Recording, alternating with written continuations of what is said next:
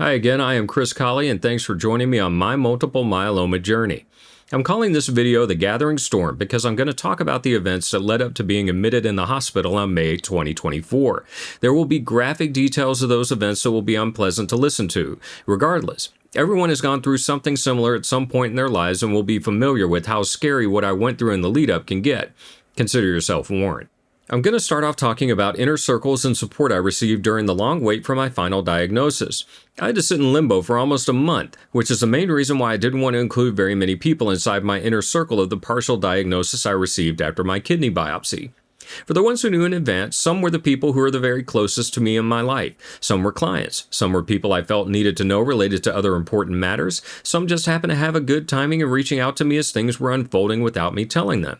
Another is the community of a once anonymous YouTube channel I created, and another is someone who's going through her own cancer challenge right now that I wanted to get advice from. Anyone who talked to me in the run-up to the final diagnosis has a special place in my heart, and I thank you for being there. Where they are is this house, my wife Kara, who I'm eternally grateful for as she's had to take on caregiver responsibilities for me during this. For now, I can't drive anymore and she has to do a lot to take me to dialysis 3 times a week. Once my full treatment started, she's the person who helps me deal with any side effects. That's not even including all the everything else she's doing now that I'm on lockdown outside of doctor's appointments and dialysis due to my treatment. Her contributions to my care cannot be understated or thanked enough. For the rest of the people I mentioned in the paragraph above, the people are in Kingston, Colorado, California, Texas, Florida, Ohio, and England. I'm not going to spoil their privacy beyond their initials unless they become a story, but they know who they are. The YouTube channel's community is worldwide, and I receive support, love, and kind words from around the world from them. I'm going to give initials of all the people I planned on reaching out to but didn't, so if you feel like you should have received a contact about this, just know you were barely outside the inner circle, and I felt it was best to let you know once I received the full diagnosis. OM in Mississippi, EC in California, MN in Massachusetts, SGK in New York, DK in California, Kellen, I have no idea where you are now, HEA in Pennsylvania, CH in Texas, and JL in California. Now that I've done all that, I can begin talking about the gathering storm of how I landed in the hospital on May 8, 2024. Back in January 2024, I got the bivalent vaccine in preparation for some interviews for a project called Texas vs. Davis. It was the first time I noticed a reaction to a COVID vaccine, and it felt like I had mild COVID. I only bring that up because I thought I had a mild COVID infection that was similar to the bivalent vaccine reaction in either the second or third week of March. And that's where the gathering storm might have begun. In the second or third week of March 2024, I began what I would consider to be a casino hopping adventure.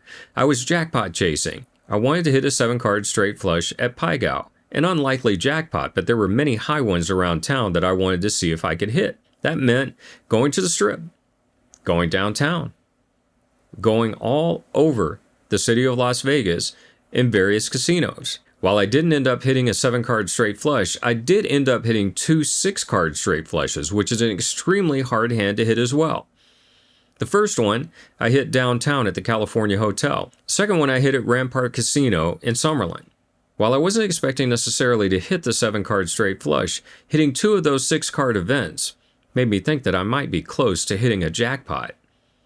Turns out I hit the wrong kind of jackpot, as we know now. By the middle of April, I was having what I felt was kind of like a bloating feeling. Maybe a little bit of a loss of appetite, but nothing major. But by the third week of April, I started getting a dirt taste in my mouth. And when I was at one of the casinos that I went to, I drank Fiji water. And Fiji is a very clean tasting water. And in this particular case, what I felt was that Fiji wasn't exactly tasting clean. But this is the third week of April, and that is the only sign that something might be a little bit off inside my body. On April 26th, I basically had it with the whole casino thing. I didn't care anymore. I didn't want to do it. Didn't want to chase the jackpot anymore. So I just decided that I was going to stop. Come home, start resting, try to get better from whatever I thought might have been this potential mild case of COVID that I'd caught, or whatever else it might have been. On the weekend of April 26th, I ate totally normal. Big meals, fast food meals, no problems with digestion, nothing. On Monday, April 29th, I ordered Pizza Hut. And on Tuesday, April 30th, at 9:30 a.m., I had some leftovers. I was 3 bites into the pizza, and I sprinted to the bathroom, knowing that I was about to throw up. And it was the most violent, loud heaving that I have ever experienced in my life related to vomiting. And barely anything came out because I really hadn't eaten very much on that Monday. After the event was over, I pretty much felt okay. Kara was concerned because she was in the living room when it happened, and she couldn't believe how loud it was. That day, I needed to pick my car up from service, and as I turned the corner to go to the dealership, I looked in the rearview mirror, and I noticed that my eyes were filled with blood, that my right eye looked like I had a black eye. At that moment, I knew that the vomiting event that I'd had that morning was much more serious than I thought. And at that point, I began thinking, I need to go see a doctor to find out what's going on. And I asked Kara to contact her friends to see if they had recommendations of doctors since I didn't have a primary care physician of my own. When it comes to vomiting, generally you can go about 7 days before you need to do something about it. In my case, I wasn't really thinking along those lines. I'm going to talk a little bit about the very few red flags I got regarding this disease. One of the odd things that happened was related to my blood pressure. I have totally normal blood pressure, and I decided to do a random measurement probably toward the end of March. That measurement, my blood pressure was 144/96 or something like that. That's much higher than I've seen on a blood pressure ever. But my blood pressure was high when I had COVID, and again, I thought I might have had a mild case of COVID. In the middle of April, I decided to do one more blood pressure measurement. That one was about 150/96. At this point, I'm thinking something is off, but I couldn't figure out what. Those were the only things I saw as potential red flags, other than a dirt taste in my mouth. And when I drank Fiji water, it just didn't taste that clean. But that was only happening in the 3rd week of April. There were no warning signs. There were no red flags. Nothing. Other than that dirt taste in my mouth, a little bit of bloating, a little bit of nausea. The day after the first throwing up event, May 1st, a Wednesday, at 9:30 a.m., with nothing in my stomach, it happened again. Almost as violent, but not quite. The same amount of heaves. A very small amount of stuff came out. And then on Thursday and Friday, I felt a little nauseated. I felt a little bloated. I did not throw up. During the time when I wasn't throwing up, I was led in the spirit by Yahweh that if I wasn't feeling significantly better by Wednesday, May 8th at 1 p.m., that I would go see a doctor. Thursday and Friday, no vomiting, just some nausea, loss of appetite, barely eating a cup of chocolate pudding, but no vomiting. And then Saturday at 1:30, on another empty stomach, it happened again. This time, I actually felt better. Maybe for 6 hours. And I thought maybe it's finally turned. Maybe that was the end of it. And then nothing happened. A little bit of nausea, a little bit of bloating, a loss of appetite.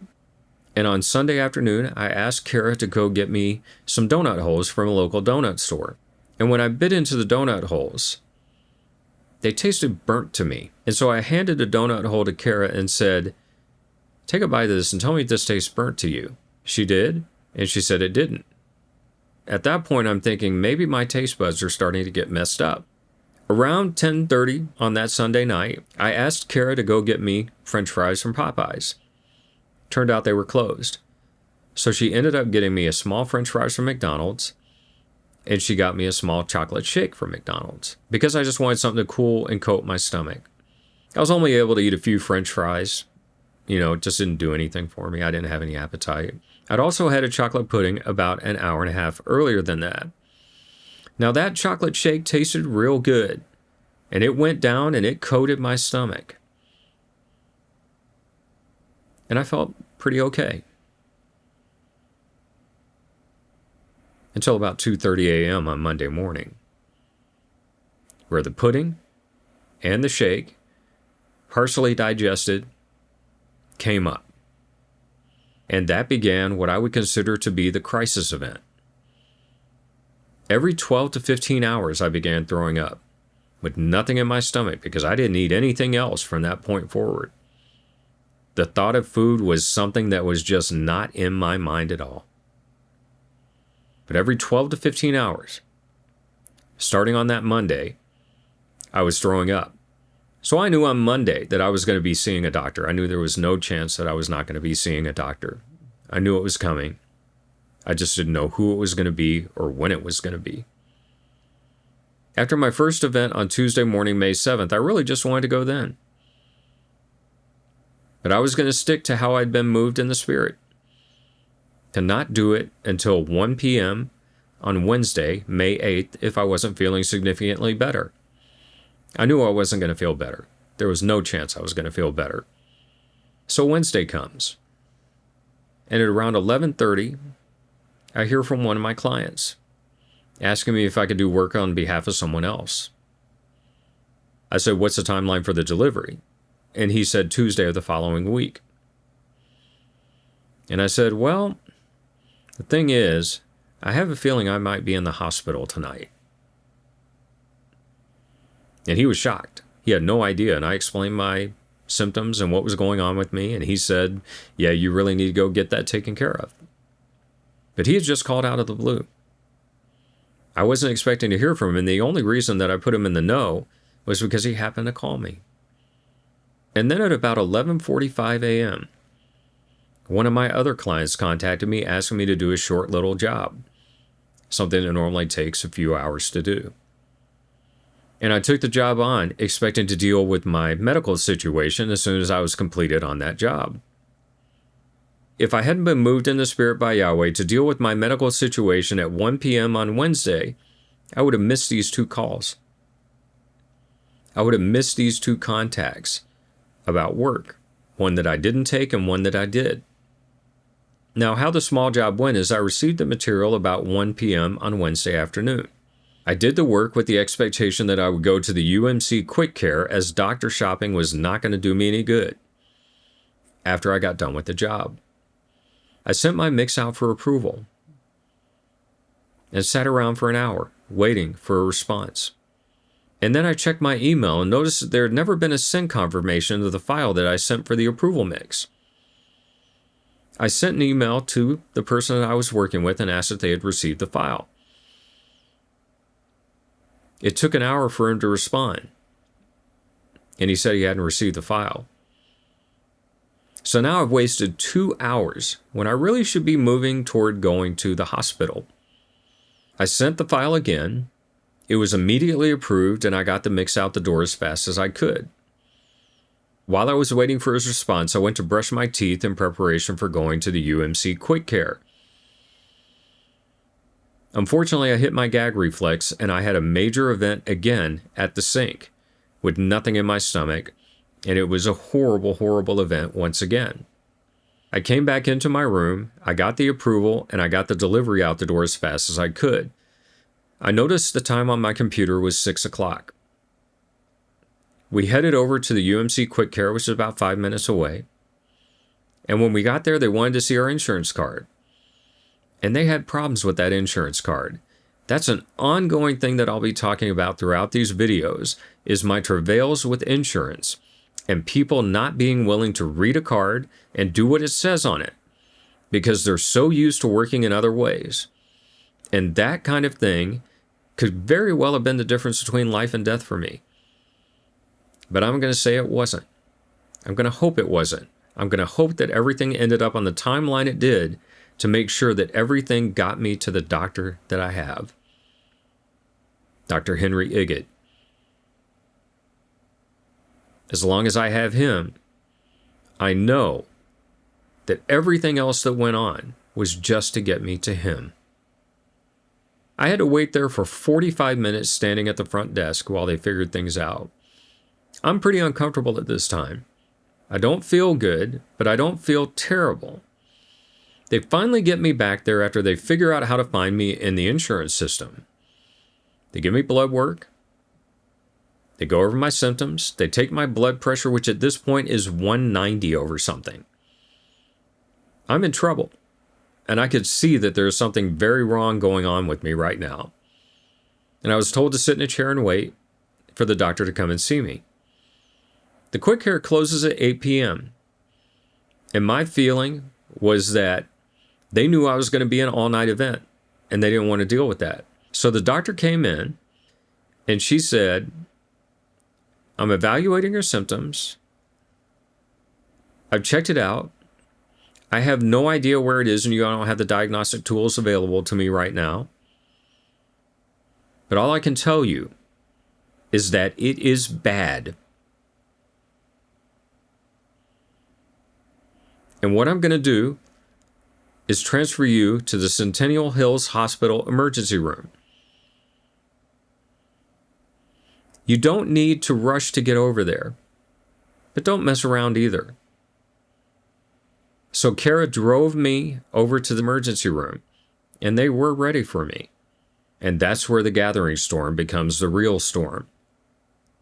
Thanks for watching my multiple myeloma journey. I'll see you again soon.